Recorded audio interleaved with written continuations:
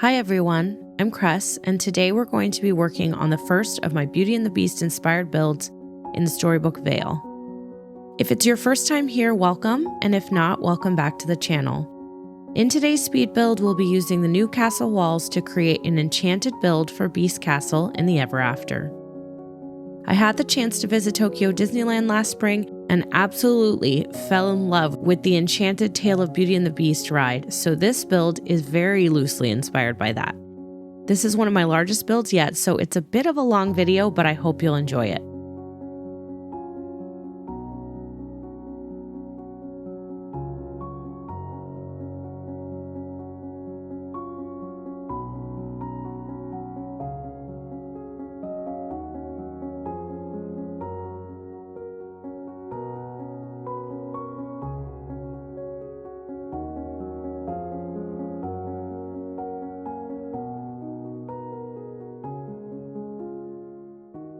Maybe you're here for a cozy build with relaxing lo-fi music, or maybe you're looking for inspo, but either way, please consider liking and subscribing for more Touch of Magic designs, tips and tricks, speed builds, and tours. If you've already subscribed, thank you.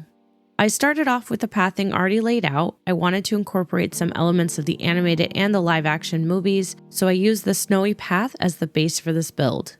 I really want this build to feel grandiose and enchanted, so we'll start with these pillars to frame out the entrance.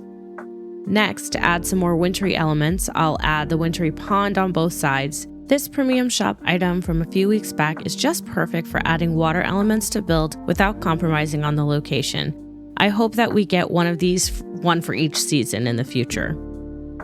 I also love that now they've made it possible to add water items to these placeable ponds.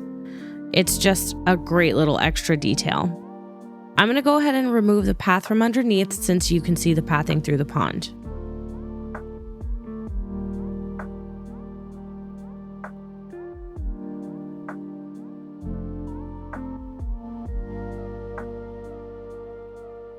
Next, we'll go in with trees. I chose the EVERAFTER for Beast Castle as soon as I unlocked the Wild Woods because the color palette in this biome matches perfectly with the pastels of the castle. So for the trees, I'm going to obviously continue with the snowy theme and use the snowy firs, but I'm also going to use the sinister firs for their extra pops of purple.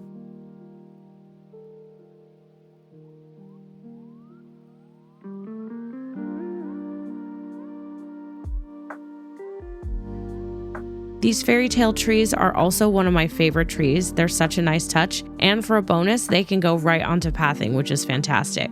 These trees are so whimsical and they really add to the castle in the forest vibe that I'm hoping to achieve.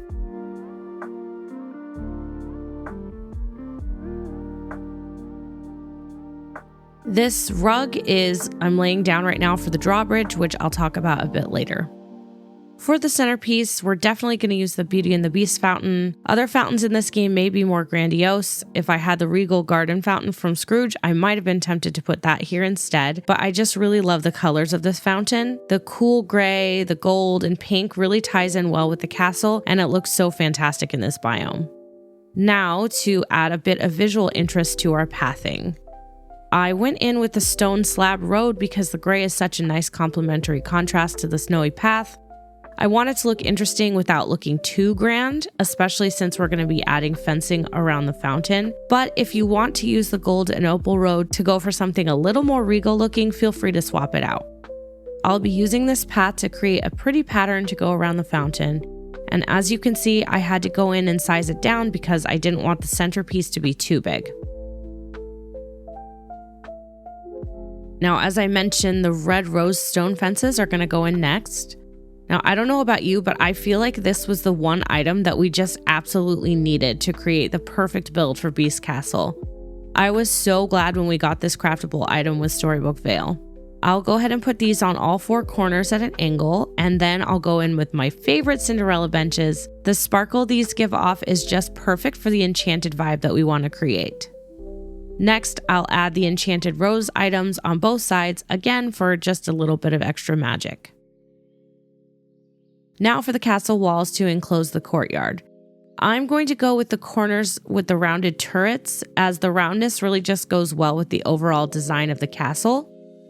They'll go on both sides at the back of the courtyard, and then we'll add a smaller piece to kind of add to the idea that the castle is decaying. Since technically Beast is still a beast at this point, we're gonna imagine that the entire castle is still under the enchantment. Okay, so I'm gonna add a swan because, well, why not? I'd really love to get some wintry water items in the future. It's definitely one of the things on my wish list.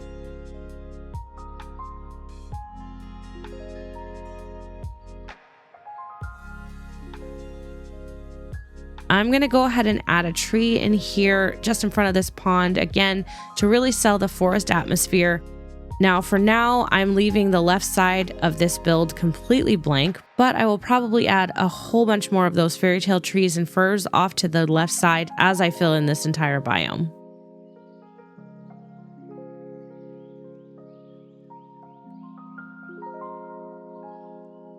Snowy rocks will also add to the ambiance and add some dimension to the path.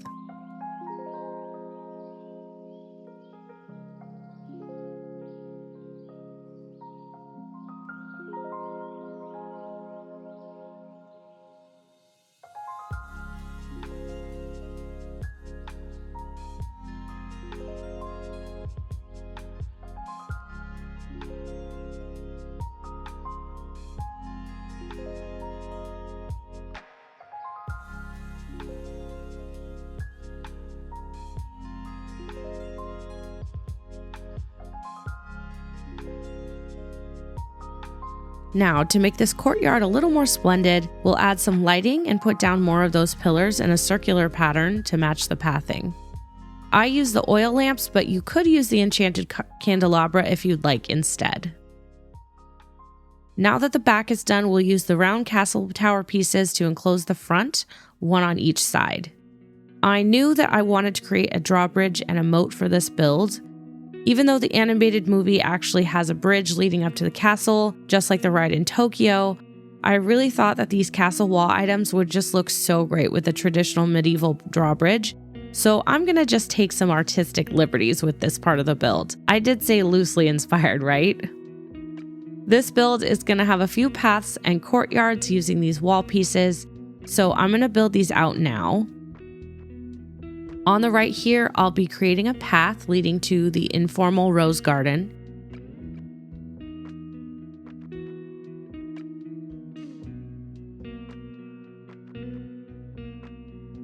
Bear with me as I lay out these pieces. I love that there's so many pieces to choose from. It's like such an amazing bargain for just 2,000 moonstones, but it means that we'll be spending a lot of time in this build just figuring out which pieces to use where.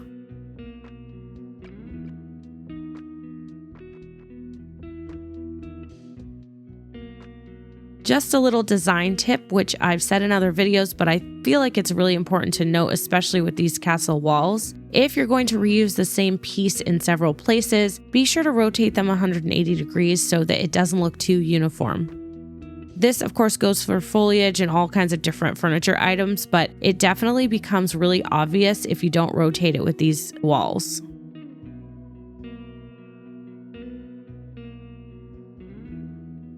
For the entryway to this path, we'll add some lighting. The Cinderella enchanted cage lanterns are perfect here because the pastel blue color matches perfectly with the biome, and they have that enchanted sparkle that the benches have as well.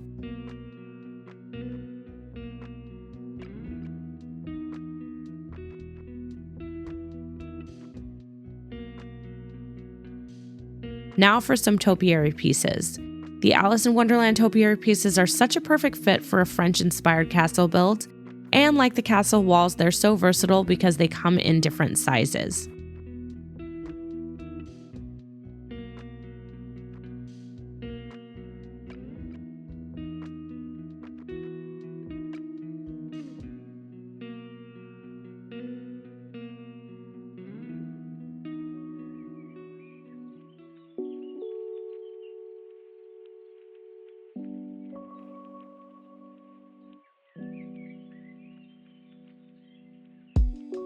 We'll go ahead and use the enchanted benches along this path as well. Since I placed window pieces on both sides of the path, we'll put the benches right underneath the windows. And to add to the little rose garden path feel, we're going to add these red rose fences in to line the path. The final touch is to add the pillars. I just have said this so many times, but I love the angling feature. It makes placing these pillars on either side of the benches just feel so much more intentional and almost grand.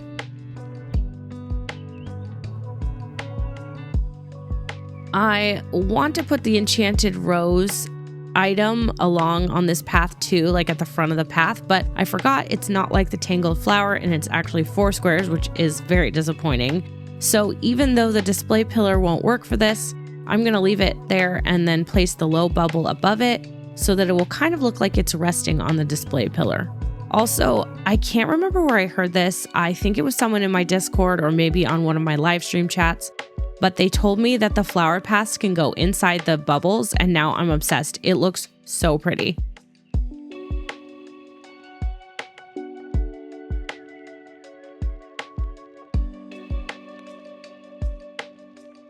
Next, we'll move on to the informal garden. I'll be making liberal use of the topiary pieces. Again, the enchanted cage lantern is the perfect entryway here.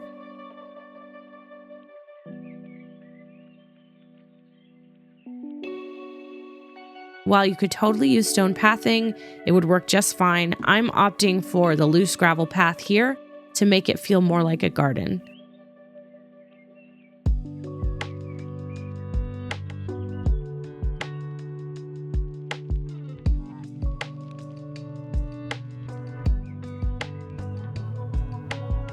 I'll start with a rough layout and you'll notice that I refine it as I go.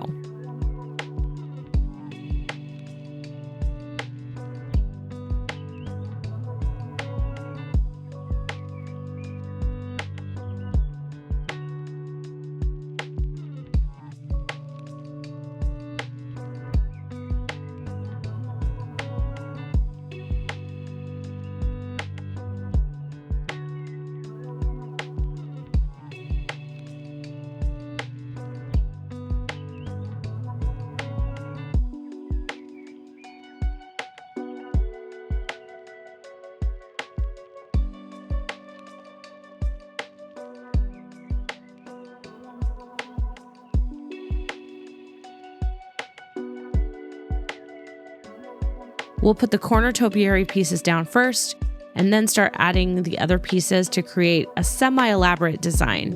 Nothing too elaborate since this is technically an informal garden that I'm trying to create.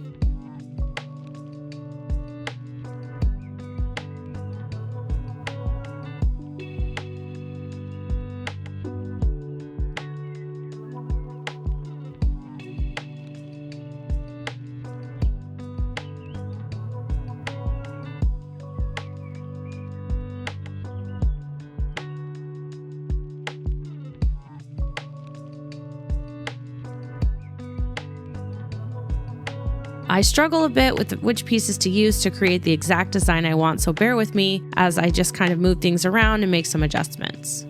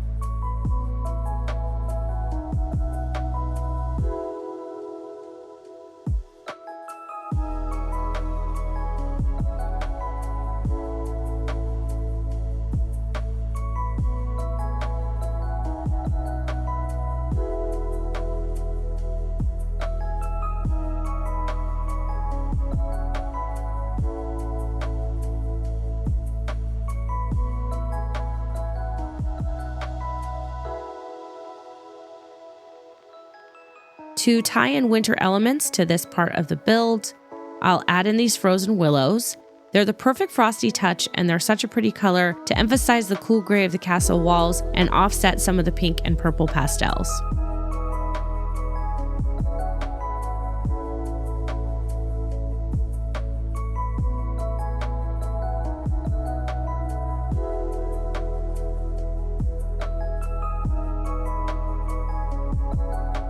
For the centerpiece here, I was hoping against hope that I'd get the regal garden fountain in time for this build, but since Scrooge just will not give me that particular item, I'm going to settle on using the arch and 2 of the broken castle wall pieces to create kind of an arched centerpiece to the garden.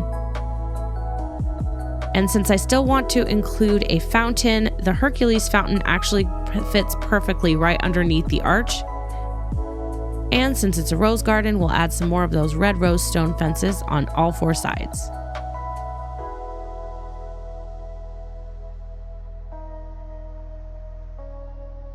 Since no castle garden is complete without seating, more of these enchanted benches will do the trick. At the end of the build, I'll go in and drop some rose bushes, so I'm cutting out some of the path here to add them later.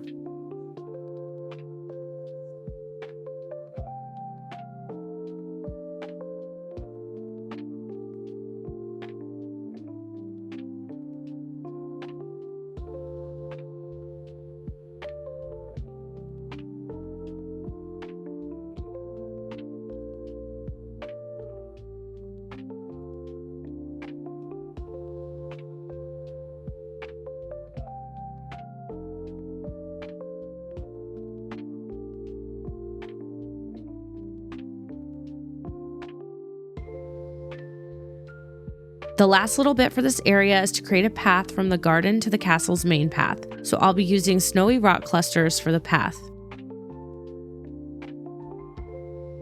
I'm going to add this large snowy rock because it's one item that takes up a lot of space.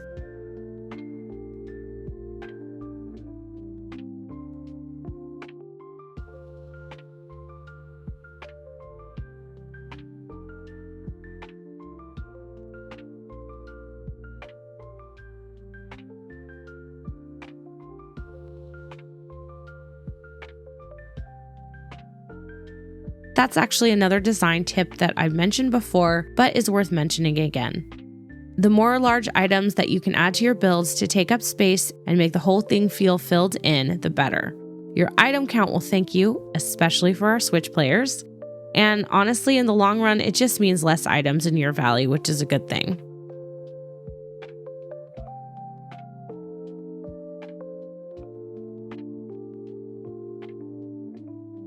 Of course, as soon as I say that, I go ahead and add this magnolia blossom path to this area, but I want this entry to the rose garden to feel really full. And since the willow trees at the back might cover up too much of the design, I'm going to actually instead go with the magnolia trees.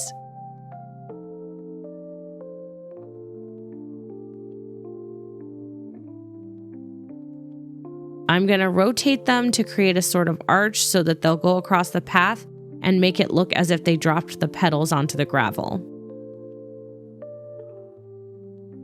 And because I just can't ever resist a bit of whimsy, I'm adding mushrooms for the fun of it.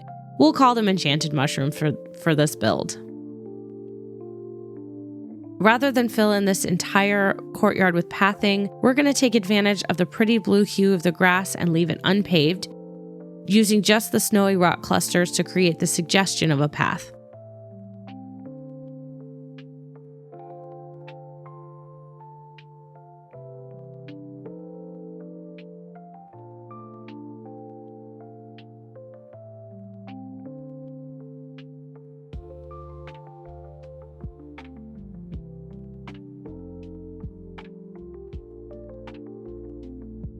And I'll add a few magnolia blossoms in too, just to add some variety and dimension.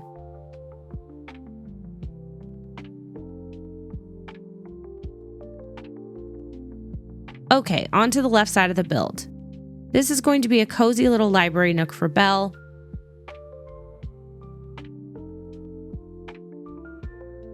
Again, it's going to take a bit of finagling to find the exact pieces I need to make this little library courtyard, so please bear with me.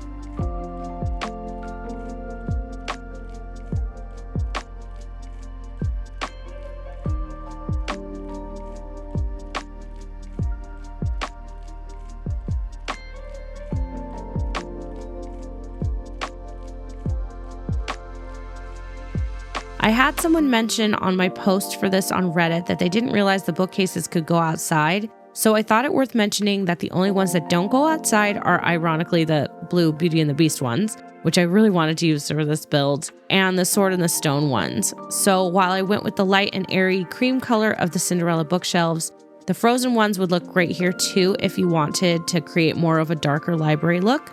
Also, a nice bonus is that the Cinderella fireplace is the only one that can go outside. I also went with the Cinderella bookshelves because they match Belle's lounge pillow item perfectly.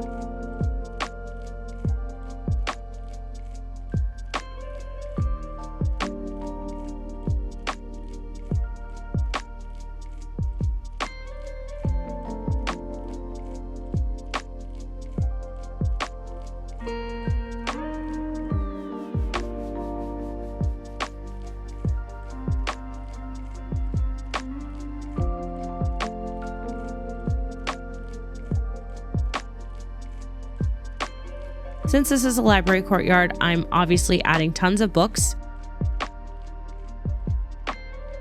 But even though I'm going to add these pretty plumeria flowers to create a path from the arch to the pillows, I'm pretty much leaving the right side alone because that tall purple grass in the EVERAFTER is everything, and I want to leave it looking a bit wild.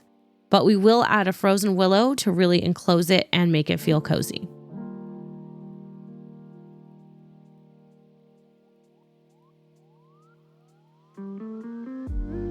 Did you know that these window pieces have spots where you can place items on them? That is such a cute and amazing feature, but it's only the one window pieces. The ones with 3 are just decorative windows.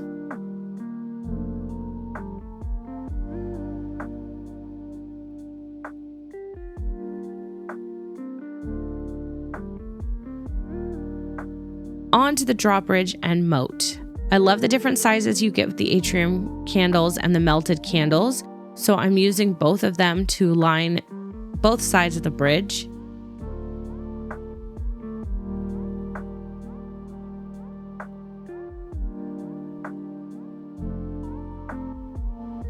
Adding pillars to the front here makes it look more imposing, and then we'll obviously add in the water rugs for the moat.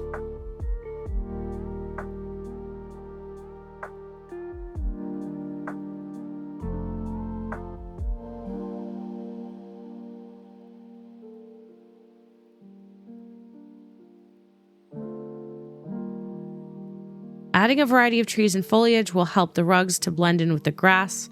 I won't spend a whole bunch of time talking you through each log, tree, bush, fern, and rock placement, so I'll just say that if you're recreating this in your own game, feel free to play with different items and different placements.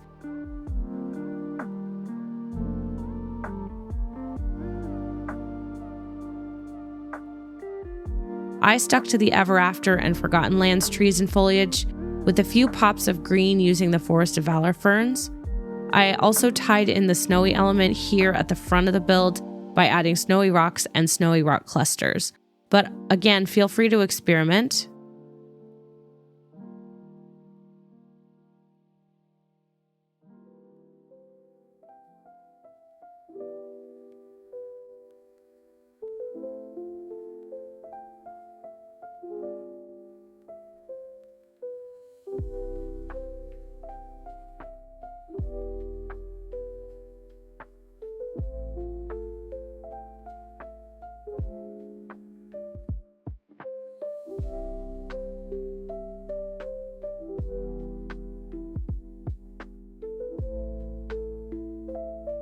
I did end up using the large Forest of Valor rocks on both ends because they're really huge, so they cover the entire side of a rug. And I believe they're the only large rock that can actually go on a rug.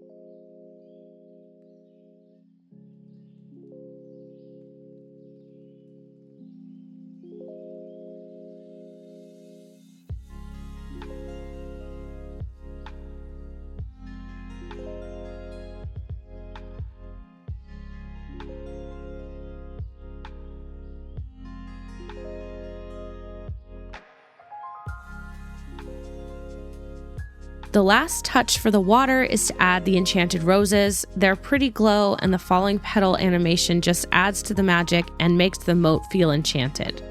I just love adding things like this to my water rugs. I feel like it adds just an extra magical touch to my builds, so I try to do it almost every time I use a water rug.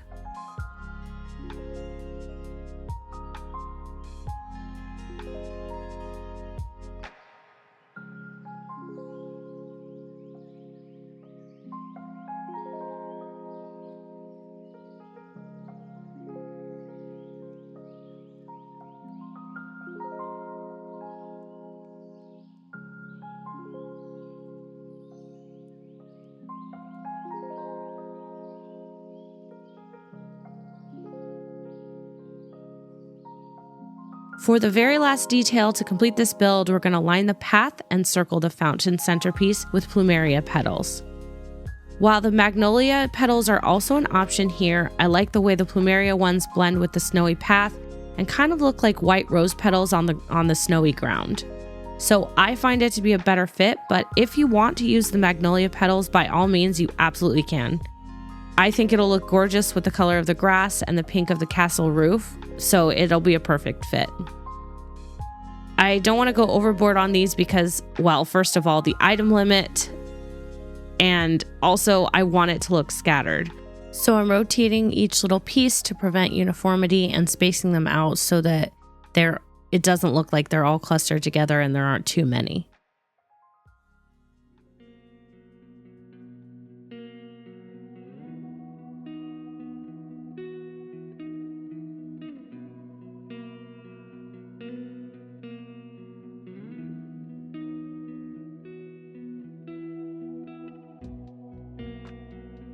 As I mentioned earlier, I'll go ahead and drop in the roses now.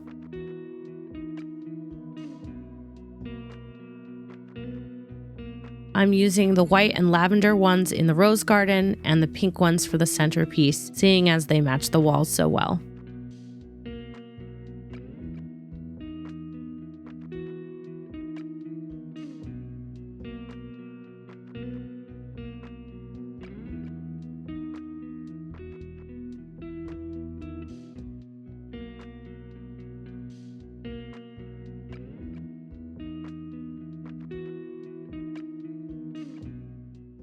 Now let's take a little tour at sunset.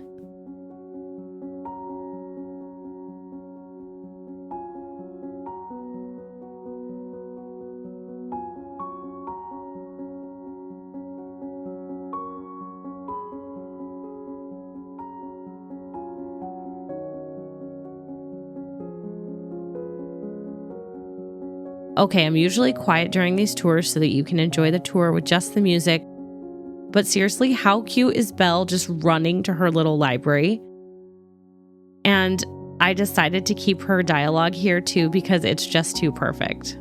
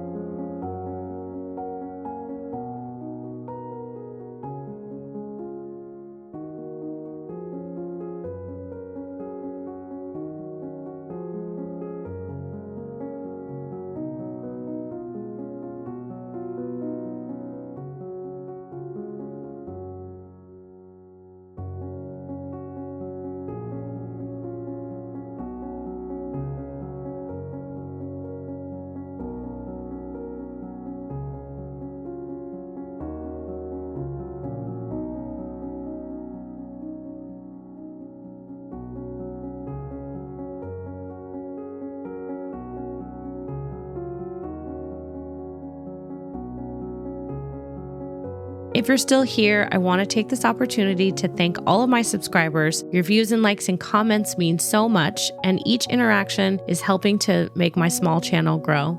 A special thanks to our channel members. Thank you so much for supporting the channel. Your contributions have done so much just to help keep the cozy content coming. If you've enjoyed this video and you haven't subscribed yet, please consider clicking that subscribe button. Thanks, friends. I'll see you in the next video in this Beauty and the Beast series.